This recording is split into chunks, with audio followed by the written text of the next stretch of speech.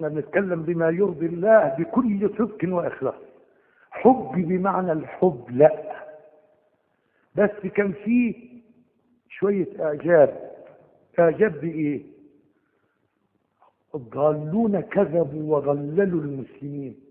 مثلا لما تيجي تسمع انهم يسألوا امير المؤمنين علي: امال انت اتجوزت سيدة اسماء بنت عميس ليه؟ خدوا بالكم، قال: ايوه انا اتجوزتها عشان تخبرني عن احوال ابو بكر. وقالت لك ايه؟ قالت ان ابو بكر كان اذا جاء من عند النبي يجلس امام الحائط تجاه قبر النبي ويفضل يبكي لغايه الصبح، يقول: وشوقاه اليك يا رسول الله. شوف الافتراء وصل لدرجه ايه.